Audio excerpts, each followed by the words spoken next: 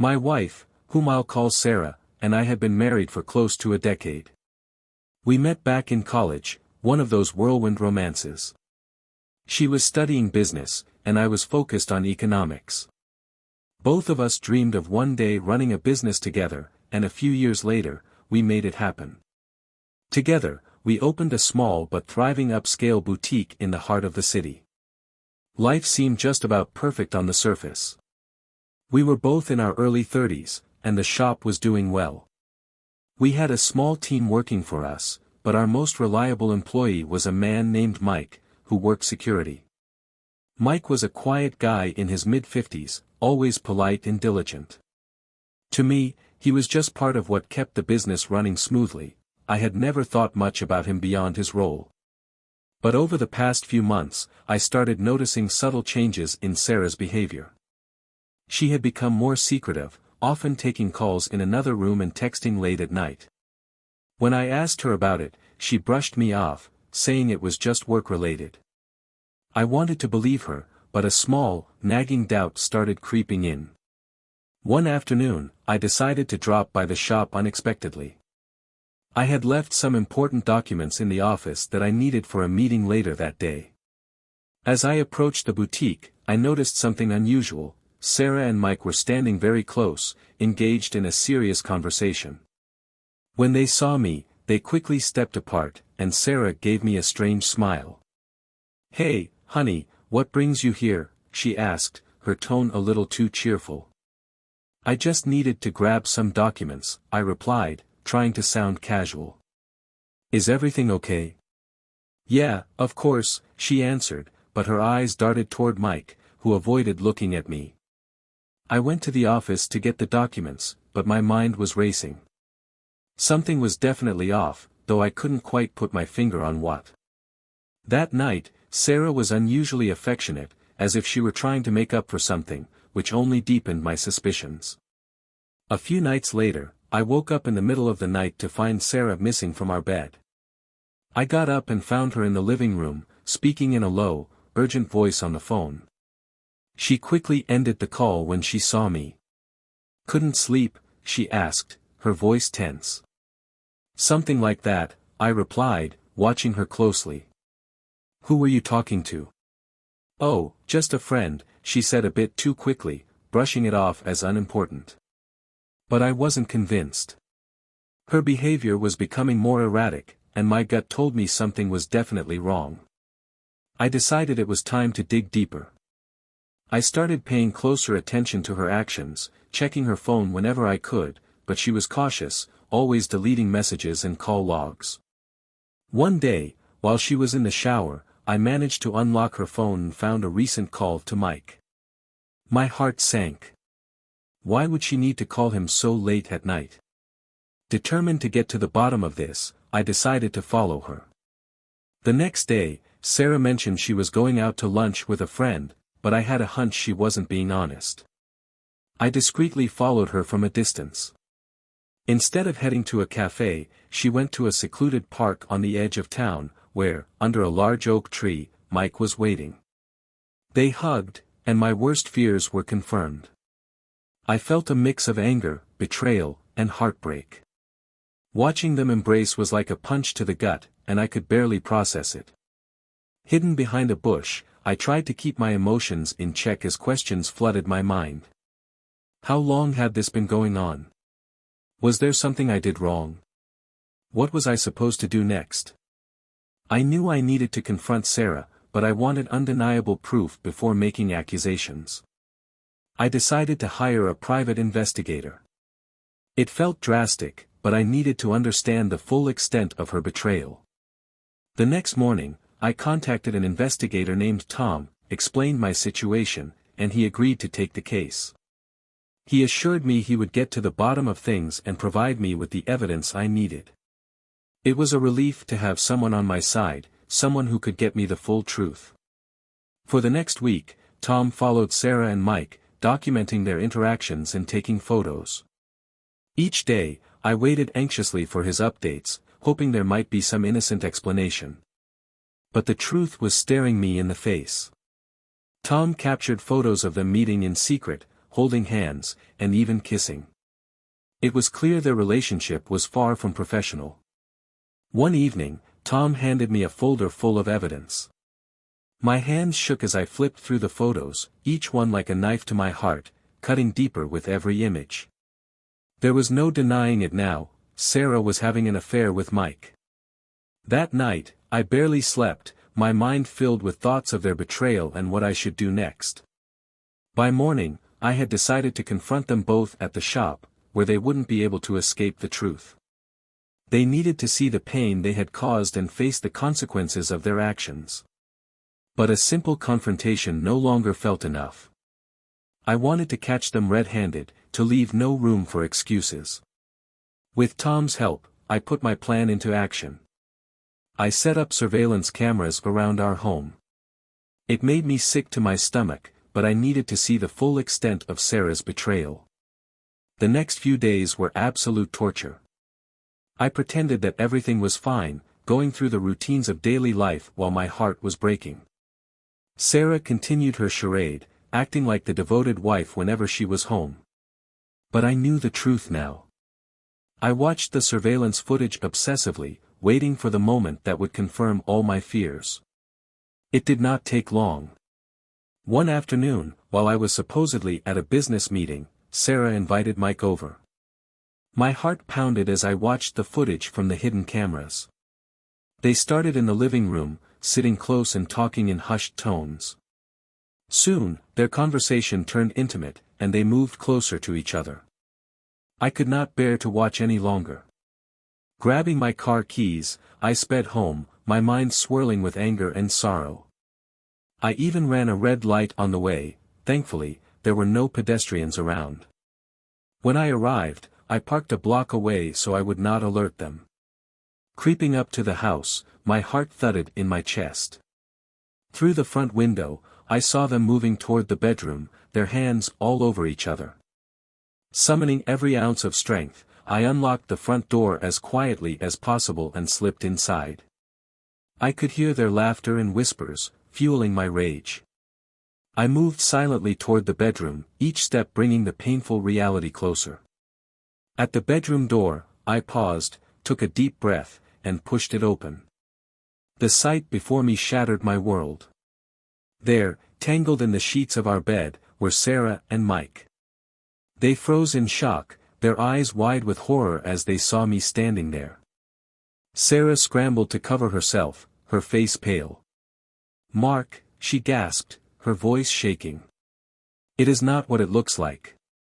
Not what it looks like." I shouted, my voice echoing through the room. "How can you even say that?" Mike, panicked, grabbed his clothes and tried to leave. "I am sorry, man," he stammered. "I did not mean for this to happen." "Get out," I growled, my voice low and threatening. "Get out of my house." Mike bolted, leaving Sarah and me alone in the wreckage of what was once our marriage. She started to cry, reaching out to me, but I pulled back in disgust. "How long?" I demanded. "How long has this been going on?" Through her tears, she looked away. "A few months," she whispered. "It was a mistake, Mark. I never meant for this to happen." "A mistake?" I repeated, my voice trembling with fury. "You have been lying to me, betraying me, and you call it a mistake?" "I am sorry," she sobbed. "I am so sorry." Her apologies meant nothing to me. The woman I had loved and trusted had torn my heart to pieces. I could not stand to be in the same room with her anymore.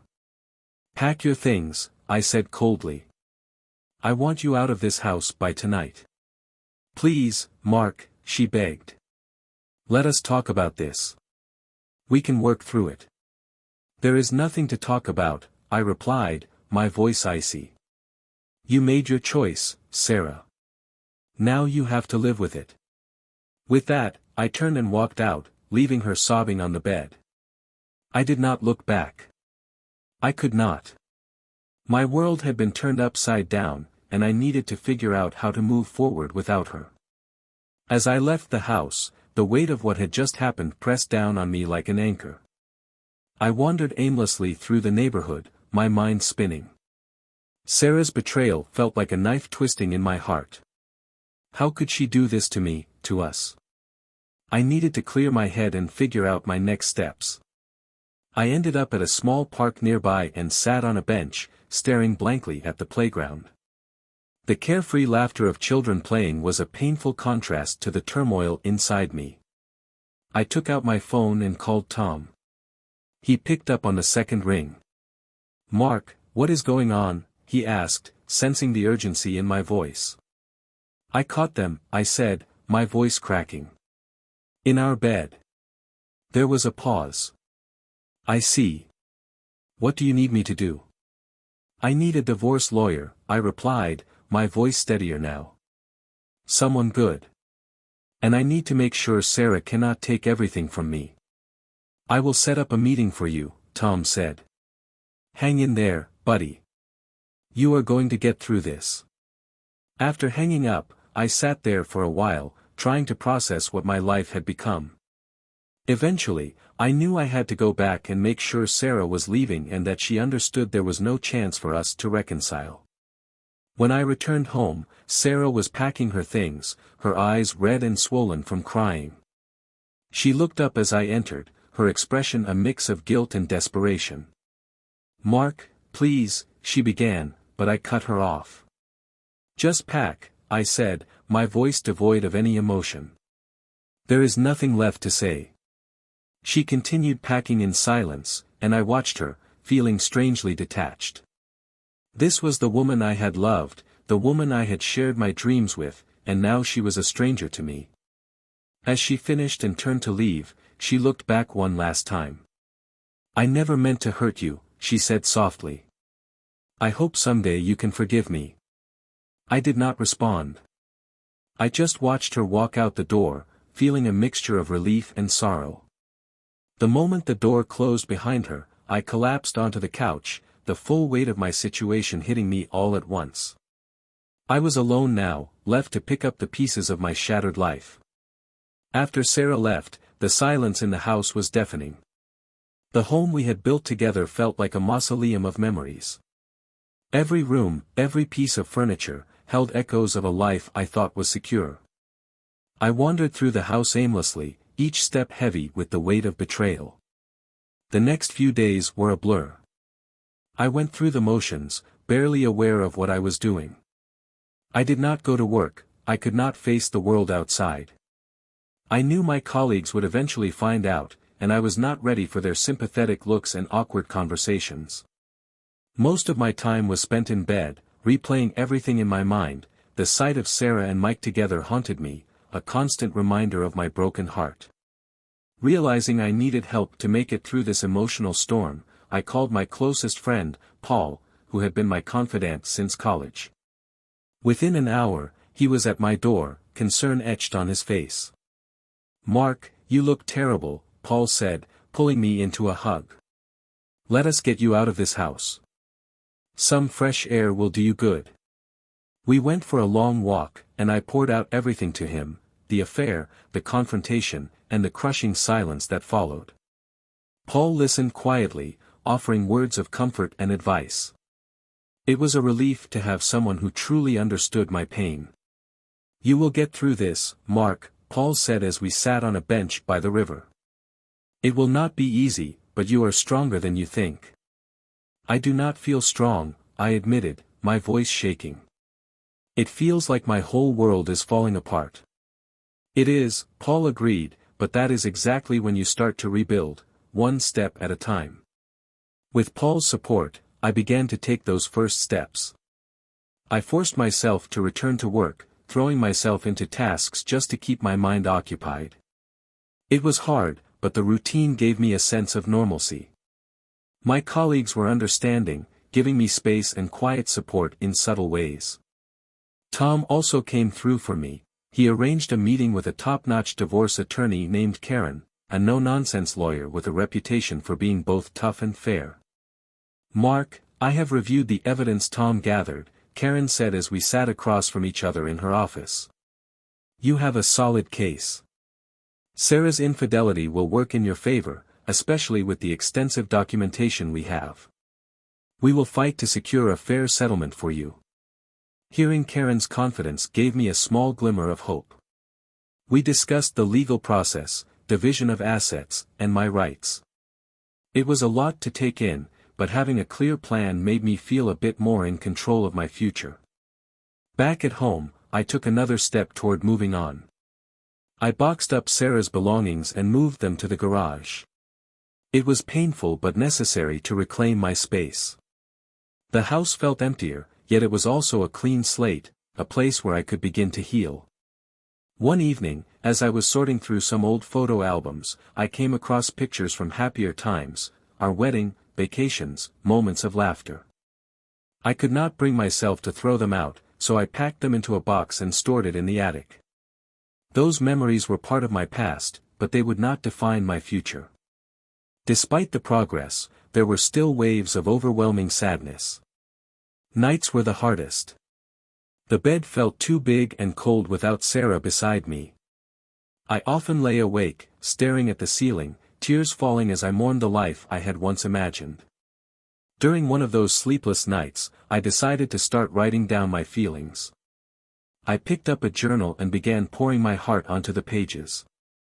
Writing became a kind of therapy, a way to process my emotions and find a bit of clarity in the chaos. Weeks slowly turned into months, and the pain began to dull. My daily routine became an anchor, grounding me as I navigated through the emotional storm. I poured myself into work, determined to succeed despite the turmoil in my personal life. My colleagues were supportive, and Paul checked in regularly, making sure I was not slipping back into despair. Karen, my lawyer, was a steady presence, handling the legal side of things with precision.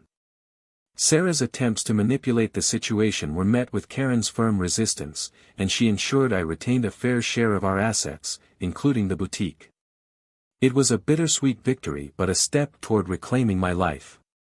One day, as I was organizing paperwork at the store, a familiar face walked in. It was Rachel, an old friend from college. We had lost touch over the years, but seeing her brought a wave of comfort and nostalgia. "Mark? Is that you?"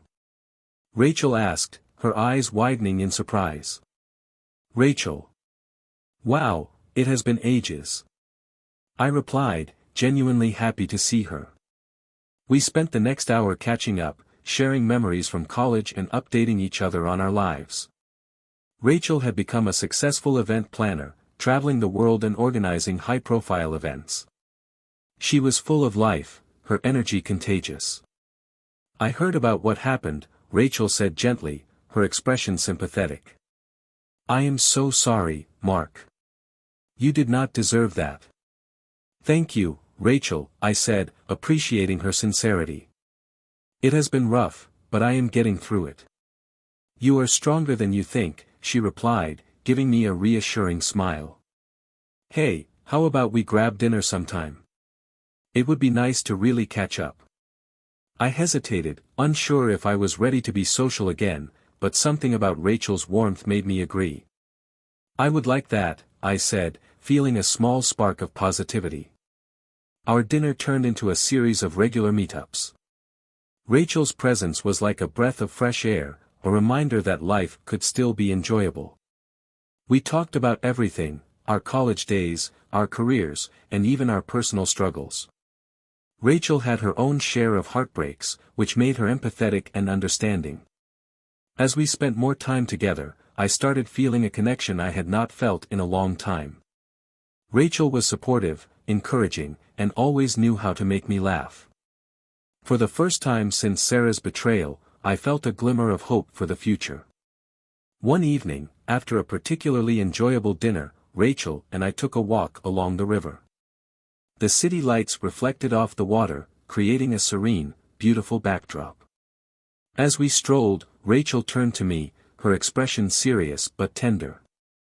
"Mark, I know this might be too soon, but I need to say it," she began softly.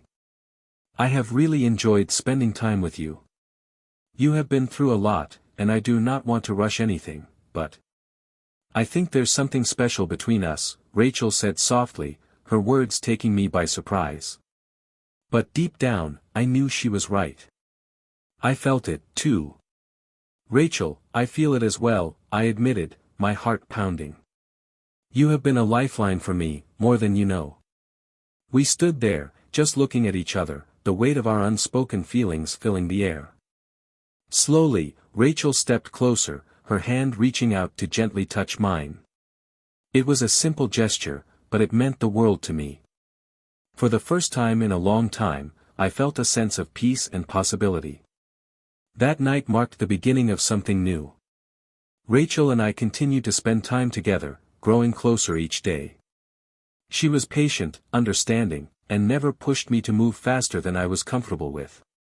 Her presence in my life became a beacon of hope, guiding me through the darkness. As the divorce proceedings neared their end, I felt a sense of closure. Sarah and I reached a settlement, and I was finally free to move on with my life. It was a painful chapter, but one I was ready to close. To mark the end of my marriage, Rachel and I had a quiet dinner at her place. We talked about the future, our hopes and dreams. The night was filled with laughter, warmth, and a newfound sense of freedom. With the divorce finalized and Sarah out of my life, I felt an odd mixture of relief and sadness. The chapter was closed, but the scars remained. Despite everything, Rachel was there, her presence a constant source of comfort and encouragement. Our relationship blossomed naturally, without any rush, and for the first time in a long while, I started to feel hopeful about the future. I knew it was time to make some changes in my life. The first step was to give the house a makeover. It was full of memories, both happy and painful, and I needed a fresh start. Rachel helped me redecorate, transforming the place into a space that reflected my new beginning. We painted the walls, rearranged the furniture, and added new decor that made the house feel warm and inviting. The boutique also underwent some changes. I poured my energy into expanding the business, adding new product lines, and enhancing our marketing strategy. The work was a welcome distraction, and the positive feedback from customers kept me motivated. The store became a bustling hub of activity, a testament to my determination to succeed despite everything. One evening, as Rachel and I were unpacking a new shipment of jewelry, she turned to me with a thoughtful expression. "Mark, have you ever thought about expanding online?" she asked. "E-commerce is booming, and I think it could be a great opportunity for the store." I thought about it for a moment and realized she was right. I had not thought about it, but it makes perfect sense, I said, feeling a surge of excitement. "Let's do it." With Rachel's help, we launched an online store. It was a lot of work, but the results were well worth it. Orders started pouring in from all over the country, and the business grew rapidly. Seeing our hard work pay off gave me a renewed sense of purpose. Meanwhile, my relationship with Rachel continued to deepen. We spent our weekends exploring new places, going on hikes, and enjoying each other's company. She introduced me to her friends and family, who welcomed me with open arms. For the first time in a long time, I felt like I belonged. One evening, as we sat on her porch watching the sunset, Rachel turned to me with a warm smile. "Mark, I have been thinking," she began, her eyes sparkling. "Why don't we take a trip together? Just the two of us. A chance to relax and recharge." I smiled back, feeling a warmth spread through me. "That sounds perfect," I said. "Where should we go?" Rachel's eyes lit up with excitement. "How about Italy? I have always wanted to go, and I think it would be amazing to explore it with you." The idea of a trip to Italy thrilled me. We spent the next few weeks planning our adventure, researching places to visit and booking accommodations. It was a welcome distraction from the challenges of daily life and something to look forward to. When the day of our departure finally arrived, we were buzzing with excitement. As we boarded the plane, I could not help but feel a deep sense of gratitude. Despite everything that had happened, life was finally starting to look up again. Our trip to Italy was nothing short of magical. We explored the historic streets of Rome, marveled at the art in Florence, and savored the incredible food and wine in Tuscany. Each day was an adventure, filled with laughter, love, and unforgettable moments.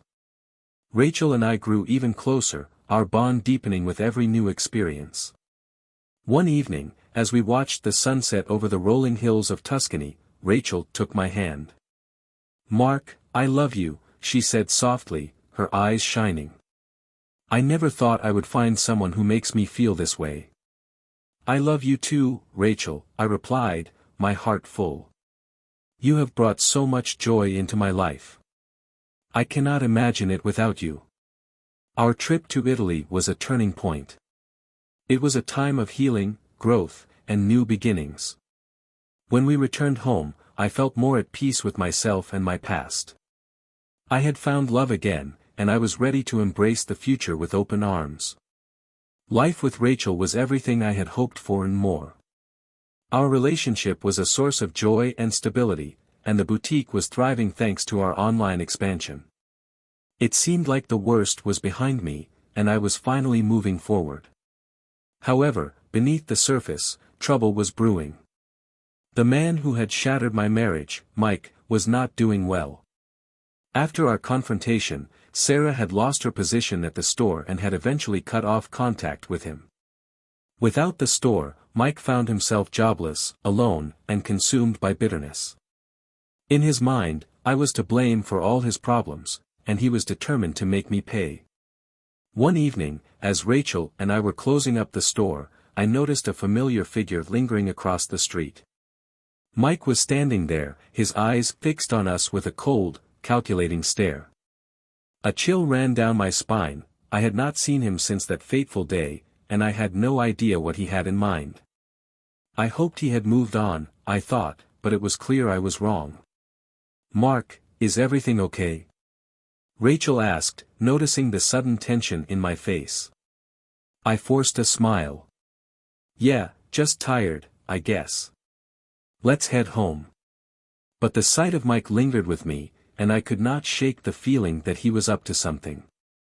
My suspicions were confirmed soon enough when I started receiving unsettling messages and strange phone calls. The messages were cryptic but menacing, filled with veiled threats and accusations. I knew it was Mike. One night, as Rachel and I were preparing for bed, my phone buzzed with another anonymous message: "You took everything from me. Now it's my turn." Rachel saw the look on my face and immediately knew something was wrong. "Mark, what is going on?" she asked, concerned. I showed her the message, and her face went pale. "It's him, isn't it? Mike."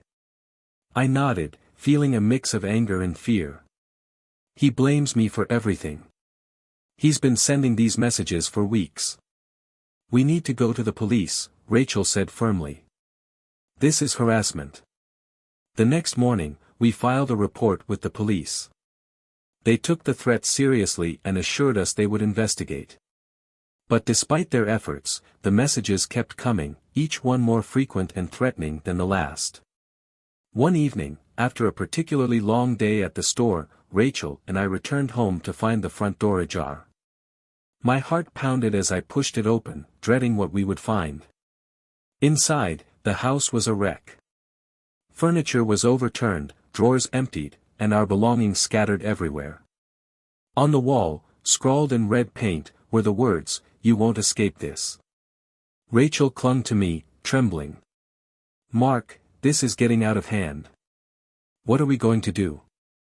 I called the police again, and they arrived quickly, taking photos and dusting for fingerprints. They promised to do everything possible to find Mike, but their reassurances offered little comfort. The fear that had been simmering now boiled over. The next few days were a nightmare.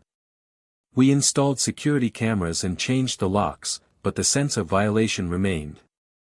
I felt like I was constantly looking over my shoulder, waiting for the next attack.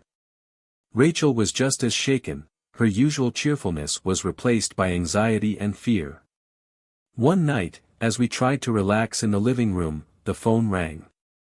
Expecting another anonymous threat, I picked up. It was Mike's voice on the other end, cold and venomous. "Mark," he said, his tone dripping with malice, "you thought you could just walk away and leave me with nothing?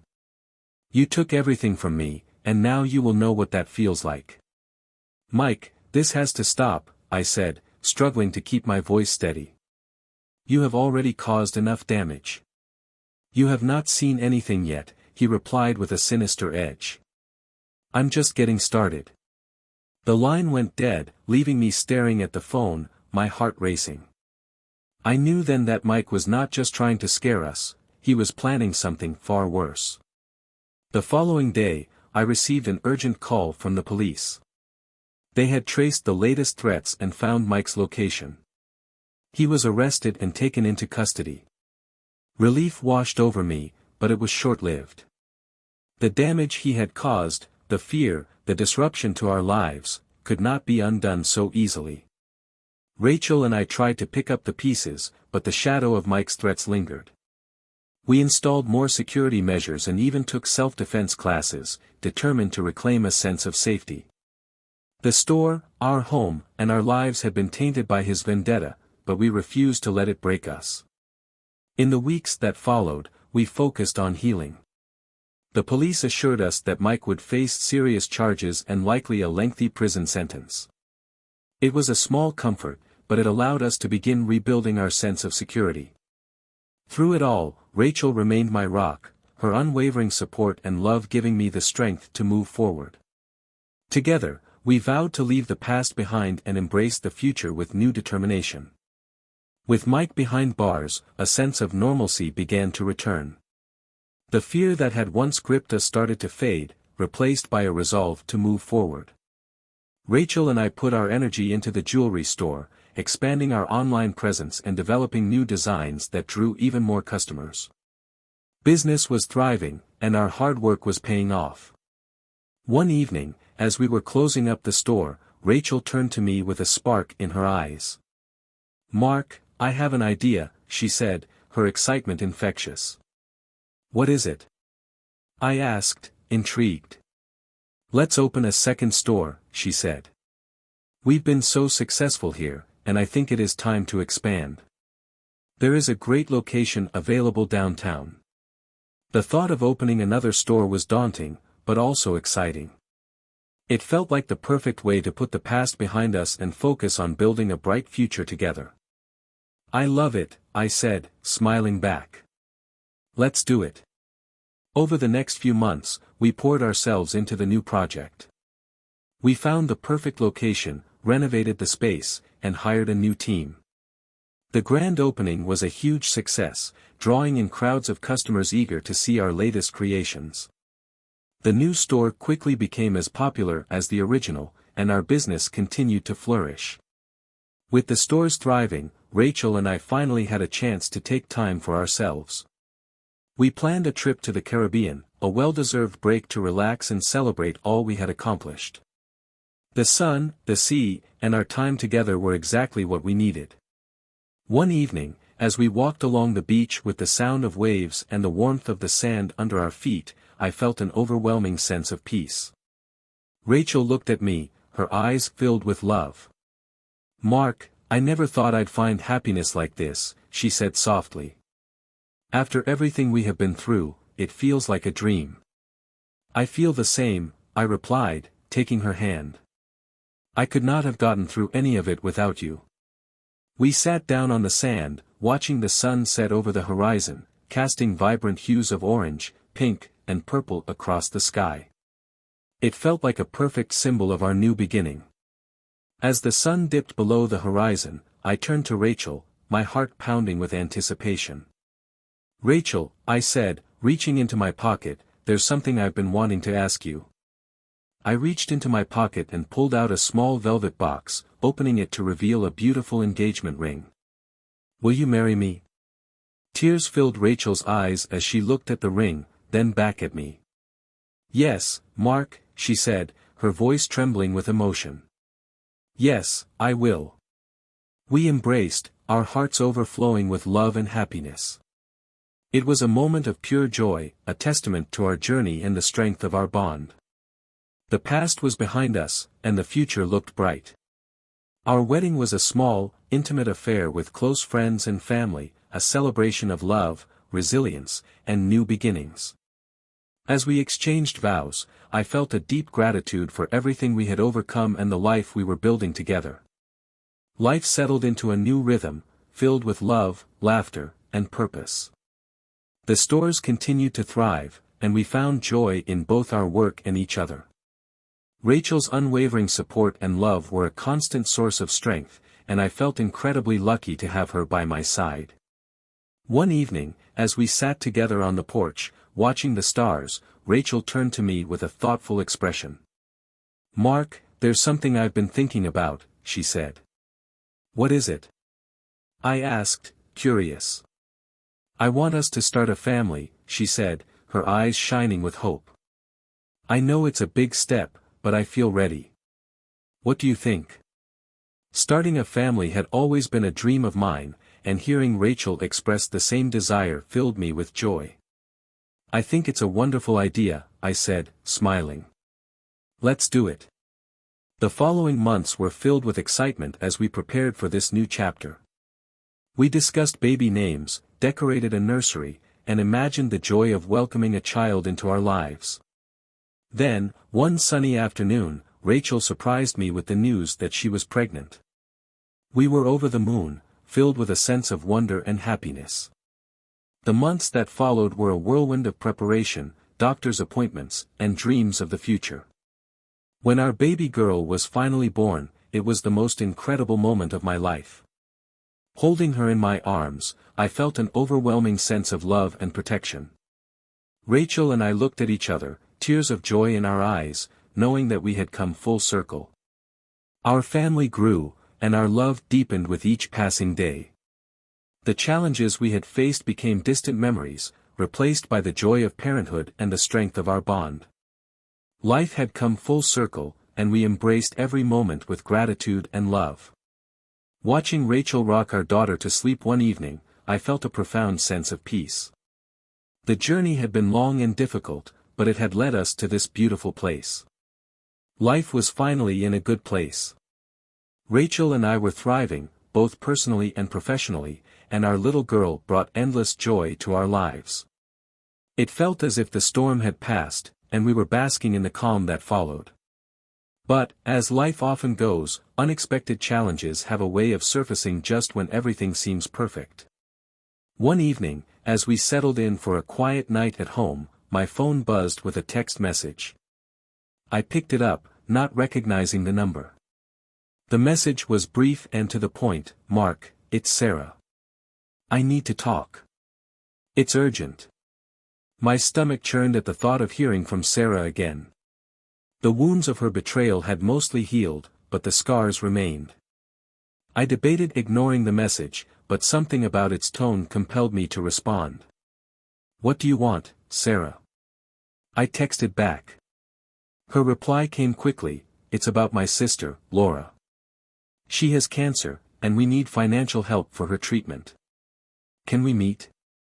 I leaned back, feeling a mix of emotions. Sarah's sister, Laura, had always been kind to me. She was a good person who didn't deserve this. But helping Sarah felt like reopening old wounds. I discussed it with Rachel, who listened thoughtfully. "Mark, this is a tough situation," Rachel said, her eyes full of understanding. "I know Sarah hurt you deeply, but Laura is innocent in all of this. If you can help, maybe it's worth considering." Rachel's words resonated with me. Despite everything, I still believed in doing the right thing. I agreed to meet Sarah the next day at a local cafe. When I walked in, she was already there, looking worn and stressed. She had lost weight, and her face was lined with worry. Seeing her like this stirred up old memories, but I reminded myself that this wasn't about us. "Mark, thank you for meeting me," she said, her voice barely above a whisper. "I know I have no right to ask you for anything after everything I've done, but I'm desperate." "What happened to Laura?" I asked, keeping my tone neutral. Sarah's eyes filled with tears. "She was diagnosed with advanced ovarian cancer," she explained. "The doctors say she needs immediate treatment, but it's very expensive. I don't have the resources to cover it all. I took a deep breath, weighing my options. How much do you need? Sarah hesitated, then handed me a piece of paper with the estimated costs. It was a substantial amount, but it was within my means. I looked at her, seeing the genuine fear and desperation in her eyes. "Mark, I know I don't deserve your help," she said, her voice breaking. "But Laura, she doesn't deserve this. Please, if you can find it in your heart to help her, I would be forever grateful." I thought about Laura and the kindness she had shown me over the years. Despite my feelings toward Sarah, I couldn't let Laura suffer because of our past. I nodded slowly. "I will help. I'll help," I finally said, my voice steady, "but this is for Laura, not for you." Sarah's face crumpled with relief. "Thank you, Mark. You have no idea what this means to me." I nodded, feeling a mix of emotions, relief, unease, and a strange sense of closure. I arranged to transfer the money directly to the hospital, ensuring it would be used solely for Laura's treatment. It felt odd helping Sarah after everything, but it also felt right. As I left the cafe, I called Rachel to let her know what had happened. "You did the right thing, Mark," she said, pride evident in her voice. "Laura deserves a chance, and you gave her that." Helping Laura brought an unexpected sense of peace. It felt like by doing this one good deed, I could finally close that chapter of my life and fully embrace the future with Rachel. We continued to focus on our family and the business, knowing we had done something meaningful. Over the following weeks, I received occasional updates on Laura's condition. The treatment was grueling, but she was responding well. Sarah sent me updates now and then, thanking me and letting me know how Laura was doing. I appreciated the updates but kept my distance, keeping our interaction strictly about Laura's health. One evening, while Rachel and I were playing with our daughter, my phone buzzed with a message from Sarah: "Laura's surgery was successful. She's in remission. Thank you, Mark, you've given us hope." I showed the message to Rachel, who smiled and hugged me. "You did a good thing, Mark. I'm proud of you." As I held Rachel and our daughter, I realized that helping Laura had not only given her a second chance but had also brought me a sense of peace. It was a reminder that, even in the face of betrayal and pain, kindness and compassion could prevail. Life settled into a comfortable routine again. The business was thriving, and the news of Laura's remission brought a welcome sense of closure to that chapter involving Sarah. Rachel and I were focused on our future, raising our daughter and expanding our jewelry business. It felt like we had finally left the past behind, but life had other plans. One evening, after a long day at the store, Rachel and I were locking up when we noticed something unusual: a few men loitering outside, their faces partially hidden under hoodies and caps. A feeling of unease crept over me, but I brushed it off, chalking it up to my lingering paranoia from everything with Mike. "Let's get home," I said, taking Rachel's hand. "It's been a long day." As we drove home, though, I couldn't shake the feeling that something was wrong. I decided to drive back to the store later that night to check on things, just to be safe. Rachel protested, worried about my safety, but I assured her it was probably nothing. Around midnight, I returned to the store, and my heart sank as I approached. The front window was shattered, glass scattered across the sidewalk. Inside, the store was a wreck. Display cases were smashed, jewelry was strewn everywhere, and graffiti covered the walls. It was a scene of complete devastation. I called Rachel immediately, my voice shaking. "Rachel, the store's been trashed. Call the police, I need to check if anything's missing." The police arrived quickly, taking photos and gathering evidence. Rachel showed up not long after, her face pale with shock. "Mark, who would do this?" she asked, her voice trembling. "I have a pretty good idea," I replied, my mind racing. "Mike. Even from prison, he's found a way to get to us." The police took our statements and assured us they would investigate. As the night wore on, we tried to salvage what we could. It was a painful and exhausting process, but Rachel's support kept me going. The following days were a blur of insurance claims, repairs, and efforts to keep the business running. Our employees were shocked and afraid, but they rallied together, helping us clean up and secure the store. Despite the setback, we were determined not to let this act of violence break us. The police investigation led nowhere. They questioned known associates of Mike, but no one admitted to anything, and Mike himself denied any involvement, maintaining his innocence from behind bars. Without solid evidence, the case stalled. One evening, as Rachel and I discussed the situation, I couldn't hide my frustration. It's obvious Mike is behind this, but we have no proof. It's like he's untouchable. Rachel nodded, her expression resolute. We'll find a way, Mark. We can't let him win. We'll make the store even better than before, show him that we're stronger than his hatred. We doubled down on security, installing new cameras, reinforced locks, and even hiring a night guard. The repairs were extensive, but our loyal customers and the community showed us overwhelming support, rallying around us in countless ways. Their kindness gave us the strength to push forward. During this time, I received a call from Tom, the private investigator who had helped me in the past. Mark, I heard about the store. I'm really sorry. If there's anything I can do to help, let me know. Thanks, Tom, I replied, grateful for his offer. We need proof that Mike is behind this. Without it, the police can't do much. Tom agreed to look into it, using his resources to dig deeper into Mike's connections. It was a long shot, but I hoped he could uncover something the police had missed. As we waited for any news, Rachel and I focused on rebuilding. We launched a marketing campaign to let our customers know we were back in business, better and stronger than ever. Our hard work paid off, and soon the store was bustling with activity again. The community's support felt like a victory over Mike's attempts to tear us down. One afternoon, Tom called with an update. Mark, I've been digging into Mike's associates. I can't find concrete proof linking them to the vandalism, Tom told me, but I did uncover something interesting. Mike has been communicating with some of his old friends through coded messages. It's suspicious, but not enough for an arrest. Thanks, Tom, I replied, feeling a mix of frustration and hope. At least it's something. Keep digging and let me know if anything else comes up. Meanwhile, Rachel and I continued to focus on the positive. We expanded our online presence even further, and our new downtown store was thriving. The incident had shaken us, but it had also strengthened our resolve to succeed. One evening, as we sat on the porch watching our daughter play in the yard, Rachel took my hand. Mark, we've been through so much, but we've come out stronger every time.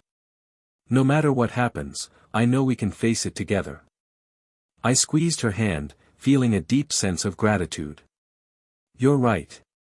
We've built something incredible, and no one can take that away from us.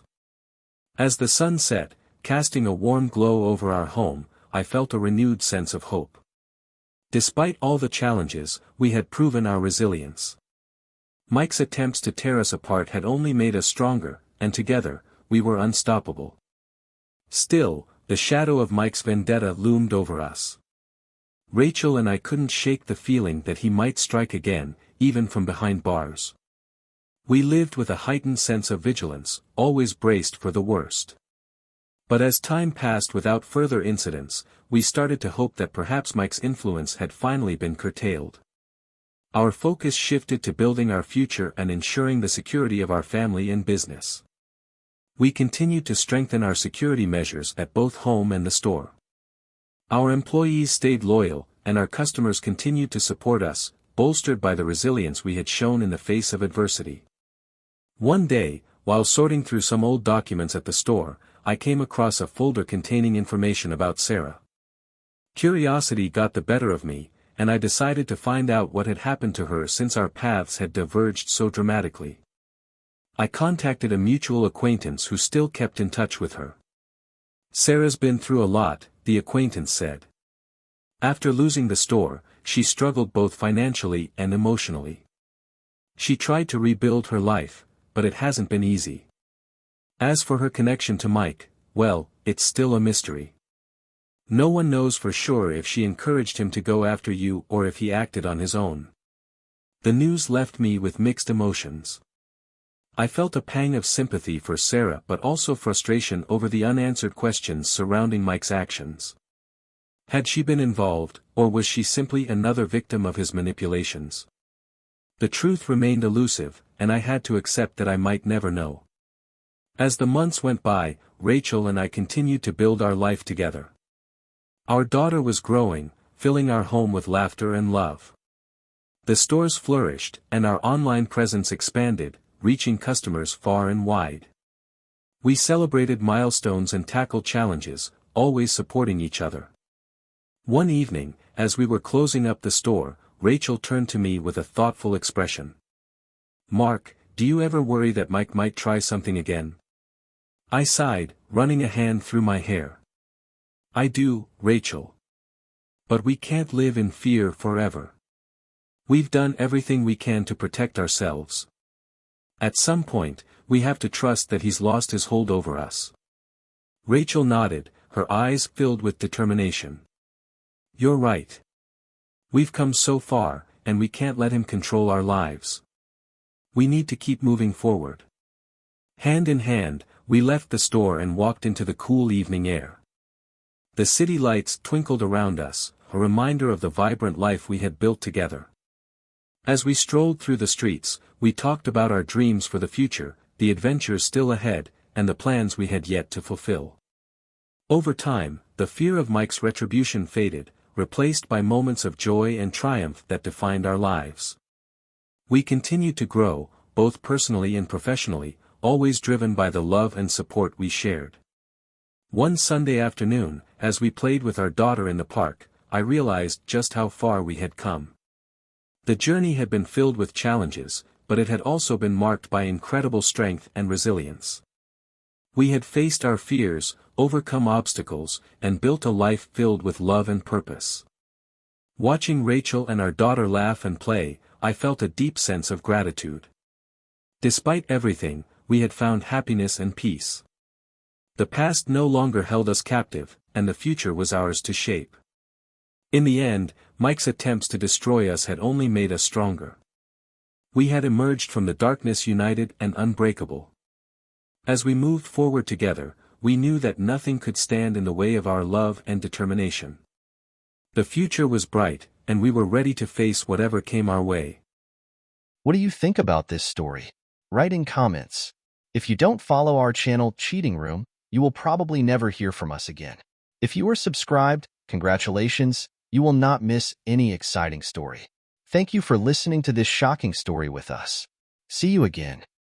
Bye bye.